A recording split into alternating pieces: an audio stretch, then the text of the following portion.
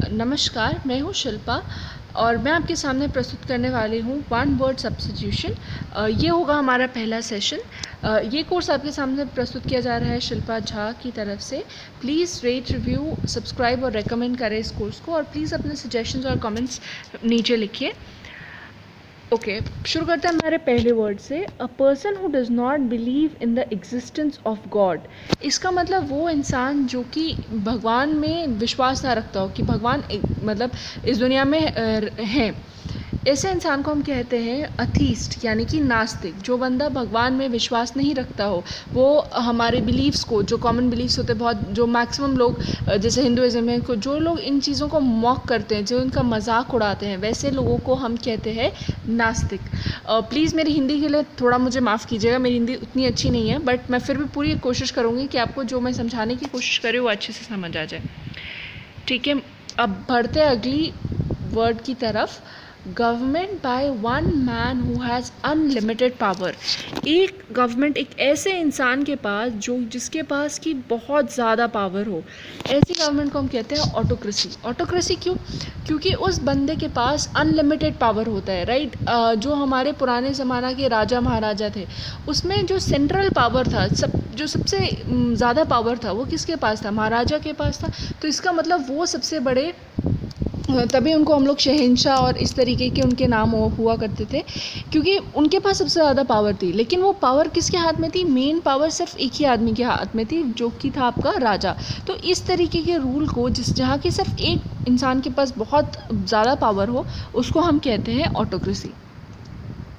Next is a place where weapons and ammunitions are stored, right. एक ऐसी जगह जहाँ पे कि वेपन्स और एम्यूनिशन को स्टोर करते हैं। अगर हम हिंदी में देखें तो हथियार को स्टोर करने वाला घर इज़ हथियार घर। ये बहुत आसान होगा हमारे लिए, बट अंग्रेज़ी में इसको हम बोलते हैं आर्सनल। आर्सनल एक ऐसी जगह है जहाँ पे कि आप आपके वेपन्स और एम्यूनिशन स्टोर कर सकते हैं, क्योंकि जैसे अगर आप डिफेंस में देखेंगे तो इतने सारे हथियार होते हैं, इतनी बड़ी फ़ौज है हमारी, तो उनको मेंटेन करने के लिए हथियारों को कहीं तो रखना पड़ेगा। यहाँ तक कि उनके पास पूरी यूनिट्स होती हैं जो सिर्फ इन हथियारों के लिए रिस्पॉन्सिबल होती हैं।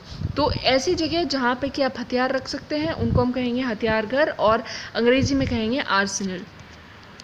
अगला है अ person who rules without consulting the opinions of others. मतलब कोई ऐसा आदमी जो दूसरों के ओपिनियन को कोई वैल्यू नहीं देता, दूसरों से कुछ कंसल्ट नहीं करता, कुछ बात नहीं करता किसी चीज़ पे फाइनली अग्री करने के लिए, या किसी कोई डिसीजन लेने से पहले जो इंसान कंसल्ट नहीं करता किसी को, उसको हम कहेंगे ऑटोक्रेट। ऑटोक्रेट क्या हुआ? मतलब वो बंदा सिर्फ अपनी सुनता है, राइट। जब ऑटोक्रेसी, जो हमने जो अभी थोड़ी देर पहले पढ़ा था, वो क्या था? एक ऐसे बंदे का रूल जो अकेले खुद रूल करता हो, राइट। जब वैसे बंदे को अगर हम ऑटोक्रेसी, मतलब वो गवर्नमेंट को हम ऑटोक्रेसी कहते हैं, तो ऐसा बंदा जो कि दूसरों के ओपिनियन को कंसल्ट नहीं करता, उसको हम क्या कहेंगे? ऑटोक्रेट। ठीक है, अब अगला वर्ड है a story in which ideas are symbolised as people. अब एक ऐसी कहानी जिसमें कि जो आइडियाज़ हैं हमारे, उनको लोगों की तरह दर्शाया जाता है। तो बेसिकली एलिगोरी वो हुआ कि आपके मतलब लोगों को कुछ एक आइडिया है, उसको दर्शाया जाता है लोगों की तरह। जैसे कि मैं आपको एक एग्जांपल देती हूँ। एक बहुत ही फेमस आपके राइटर हैं जॉर्ज ऑरवेल, जिनकी एक बहुत अच्छी किताब है एनिमल फार्म। आपको मौका लगे तो कभी पढ़ेगा। वो बेसिकली एक पॉलिटिकल एलिगोरी है, जो इवेंट्स आपके रशिया में हुए थे और कम्युनिज्म के अगेंस्ट, वो उसके ऊपर एक एलिगोरी है। आपको कुछ एग्जांपल्स देती हूँ ताकि आपको और अच्छे से समझ में आए। जैसे वहाँ पे जितने भी जानवर होते हैं वो इक्वल होते हैं, बट कुछ लोग होते हैं जो कि ज़्यादा ही मतलब उनको राइट्स मिलते हैं कंपेयर टू अदर्स, राइट। और जैसे उसमें कुछ पिग्स हैं, पिग्स को रिप्रेजेंट किया गया है जो आपके लोग होते हैं पावर में, as in people in power. और जैसे बॉक्सर है, उसको रिप्रेजेंट किया गया है वर्किंग क्लास की तरह, राइट। और जो आपका ओल्ड मेजर ड्रीम है, उसको कम्युनिस्ट मैनिफेस्टो की तरह किया गया है। तो बेसिकली आप समझ रहे हैं, एनिमल फार्म है, एनिमल्स को डिपिक्ट किया गया है, बट वो लोगों को दर्शा रहे हैं। जो रशिया में कम्युनिज्म था, उसको दर्शाने की कोशिश कर रहे हैं। So that is an allegory, right. ठीक है।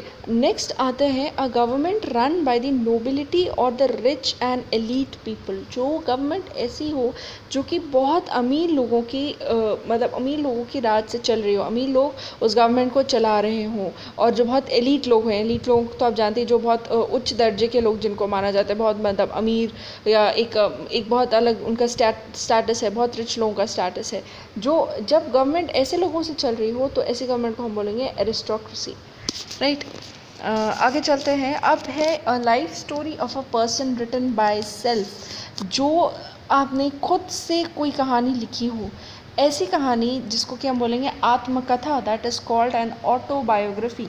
जब आप बायोग्राफी की बात करते हैं, बायोग्राफी वो होता है जो किसी और ने लिखा होता है, किसी और ने उसके जीवन की कहानी लिखी हो। जैसे कि आप समझ लीजिए, अगर मैं आपको फिल्मी दुनिया के हिसाब से बताऊँ तो अमिताभ बच्चन के ऊपर अगर किसी और ने किताब लिखी है then that's a biography. But जब ऑटोबायोग्राफी कहें हम, तो ऑटो मतलब खुद, तो जिसने खुद अपने जीवन की कहानी लिखी हो, जैसे कि अभी करण जौहर की बुक आई थी दी अनसूटेबल बॉय, वो शायद उसने खुद लिखी थी, तो so that was an autobiography. जो ज़िंदगी की कहानी आपने अपने आप से लिखी है, अपनी ज़िंदगी की कहानी अपने आप से लिखी है, देन दैट्स एन ऑटोबायोग्राफी, आत्मकथा। Next is a large cage और building for keeping birds. Birds को रखने के लिए आपने देखा होगा काफ़ी ज़्यादा जगहों पे एक बहुत बहुत बड़े बड़े केजेस होते हैं, जैसे आपके लव बर्ड्स हो गए, या जो आप उधर रखते हैं, जो सेल करने के लिए बर्ड्स को रखते हैं, तो वो बहुत बड़े केजेस में होते हैं, तो they are called as aviary, ठीक है। उसको हम कहते हैं एवियरी या पक्षीशाला। पक्षीशाला को अंग्रेज़ी में हम कहेंगे एवियरी।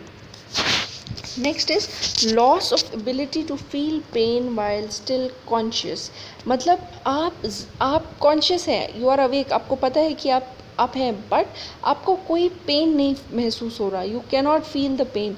जैसे जब आपको ऑपरेशन होता है, जिसमें कुछ ऑपरेशन होता है जिसमें कि आपको पूरी तरीके से बेहोश किया जाता है, कुछ होता है जिसमें कि आपको कम बेहोश किया जा सकता है, तो उसमें एनाल्जेसिक्स भी यूज़ कर सकते हैं। एनाल्जेसिक बेसिकली इसलिए होता है कि आपको वो दर्द महसूस ना हो। कई बार आपके न्यूरल पेन्स होते हैं, या फिर आपके जैसे आपको जब चोट लग जाती है तो पेन किलर्स यूज होते हैं, so they are also basically a form of analgesics, right. क्योंकि वो क्या करते हैं, वो आपकी दर्द महसूस करने की एबिलिटी को बंद कर देते हैं।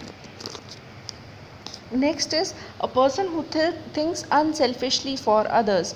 एक ऐसा इंसान जो अपने बारे में ना सोच के दूसरे लोगों के बारे में सोचता है, या जो अनसेल्फिशली दूसरे लोगों के बारे में सोचता है। जैसे कि आपकी ये मदर टेरेसा हो गई। मदर टेरेसा दूसरों के बारे में सोचते हैं, वो अपने बारे में नहीं सोचते।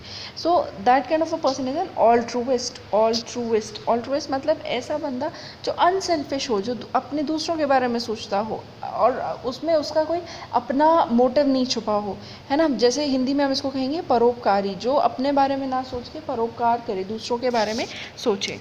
Next is the absence of government in a country. अब हमने पढ़ा गवर्नमेंट कितने तरीके की, ऑटोक्रेसी हमने पढ़ा जब कोई एक बंदा उसको रूल कर रहा हो, लेकिन जब गवर्नमेंट हो ही ना, कोई किसी तरीके की गवर्नमेंट एग्जिस्ट ही ना करे उस कंट्री में, तो ऑब्वियसली वहाँ लड़ाई झगड़े दंगे फसाद होंगे। ऐसी कंट्री को हम बोलेंगे अनार्की। अगला आता है to be able to be entered. ऐसी जगह जहाँ आप अंदर घुस सकें, ऐसी जगह को हम क्या बोलेंगे, एक्सेसिबल। एक्सेसिबल मतलब कि आप उस जगह में घुस सकते हैं। जैसे अगर आप जाएंगे बड़ी बड़ी कंपनियों में, तो वहाँ पे आपको RFID कार्ड्स टाइप देते हैं, which are your identity cards, और आप उसके बिना नहीं घुस सकते। तो वो कार्ड्स के थ्रू ही आपको एक्सेस मिलता है अंदर घुसने का, तो देन ओनली दो स्पेसेस बिकम एक्सेसिबल, ठीक है। एक्सेसिबल मतलब to be able to be entered. Next is that can be heard. जो चीज़ आप सुन सके, सुनाई देने योग्य चीज़, इसको हम क्या बोलेंगे, ऑडिबल। जो चीज़ आप सुन सकें उसको हम बोलेंगे audible. Next is a person chosen और appointed by parties in controversy to decide their difference.